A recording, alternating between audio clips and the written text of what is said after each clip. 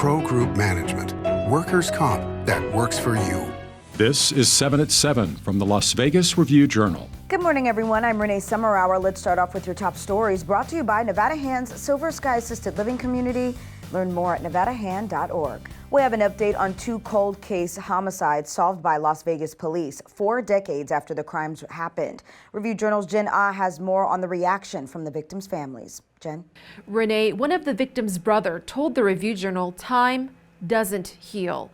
The families of Kim Bryant and Diana Hansen stayed in touch with police for all those years until they found advances in DNA technology by a Texas lab, a philanthropist's donations, and continuous detective work.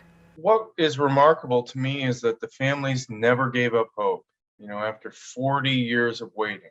16-year-old Kim Bryant was last seen with a friend at a Dairy Queen near Western High School back in 1979 before she was kidnapped, raped, and killed. 4 years later, nearly identical crime against 22-year-old Diana Hansen, abducted while jogging. They told me that they were convinced that they would get answers. And, that seems to contradict what one would think would happen, that you would just finally give up. Their families talked about the pain as they waited for answers and relief when new DNA technology led to a suspect, the late Johnny Blake Peterson. Police say they found no connection between Peterson and the victims. Renee? In other news, police make an arrest in what they believe was a drug-related fatal stabbing at a Las Vegas resort. Nicholas Dove is accused of murder, with police saying Dove and the victim were in a hotel room having an argument that was narcotics-related when he stabbed the victim. Police did not release the name of the hotel, but the address provided aligns with the address of the Rio. And motorists driving along Interstate 15 in the resort corridor can see a reminder of the recently passed infrastructure bill. It promises better airports, safer roads, and smoother travel is on the way. The I15 Board is one of the nationwide campaign spreads across major travel hubs like Atlanta, Dallas, Philadelphia, and Chicago, and it is paid for by the Democratic National Committee. And Clark County Commissioner Jim Gibson is the board's incoming chairman. The commission unanimously voted to appoint Gibson to the position currently held by Chairwoman Marilyn Kirkpatrick. A video thanking her for her leadership through the pandemic was played during the commission meeting. The commissioner continued toiling with rolled-up sleeves. Gibson was appointed to the commission back in 2017 and is set to take over January 4th. In your health news, sponsored by 4M Dental, Love Your Smile Again, the Southern Nevada Health District is distributing fentanyl testing strips as deaths from overdoses in Clark County are on the rise. The strips will be distributed to the public and provide education and information. They can detect small amounts of fentanyl, which killed about 560 people in 2020. And state legislatures failed to approve extensions to expiring COVID vaccine mandates for college students, state corrections, and treatment facility workers. Tuesday's Legislative Commission vote on extensions tied along party lines. This comes as in-class learning throughout the Nevada system of higher education is set to resume for the spring semester. One official sent out a memo saying the deadlocked vote eliminated the legal basis for the vaccine requirements for students. Now it's time to take a look at your local weather forecast, sponsored by 1 Hour Air. No matter the season, no matter the reason, 1 Hour Air is here for you.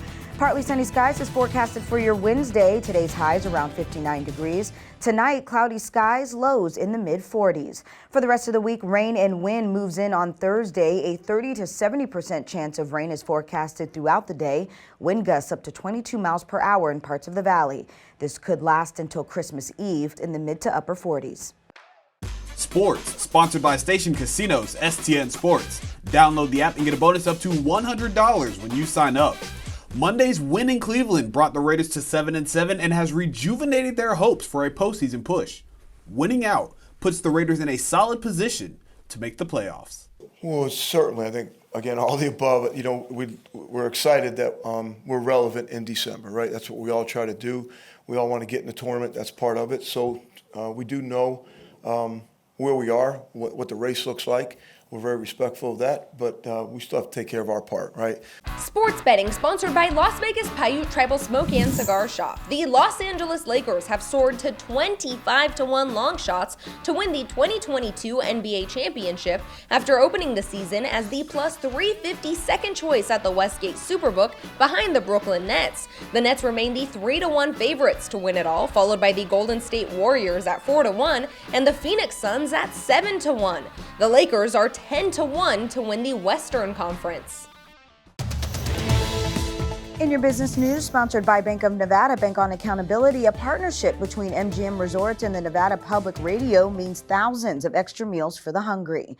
Those who donated to KNPR had their choice of donating meals to 3 Square Food Bank instead of getting a thank you gift for their donation.